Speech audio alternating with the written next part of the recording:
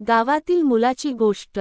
एका सुंदर, हिरव्यागार गावात आरव नावाचा एक गरीब पण प्रामाणिक मुलगा राहत होता. त्याला झाडे, पक्षी आणि निसर्गाची खूप आवड होती. रोज सकाळी तो शाळेत जाण्यापूर्वी आपल्या आईला घरकामात मदत करत असे. एके दिवशी शाळेतून परतताना त्याला रस्त्याच्या कडेला एक जखमी चिमणी दिसली.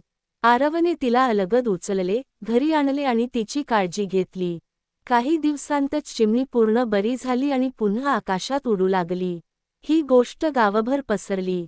गावकऱ्यांना आरवचा दयाळूपणा आणि प्रामाणिकपणा खूप आवडला. गावातील सरपंचांनी त्याचा सत्कार केला आणि सर्व मुलांना त्याच्यासारखे दयाळू व मदतीला धावून जाणारे बनण्याचा सल्ला दिला.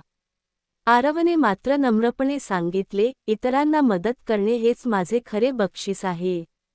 त्या दिवसापासून गावातील सर्व मुले झाडे लावू लागली, प्राण्यांची काळजी घेऊ लागली आणि एकमेकांना मदत करू लागली. त्यामुळे ते गाव आणखी सुंदर आणि आनंदी बनले.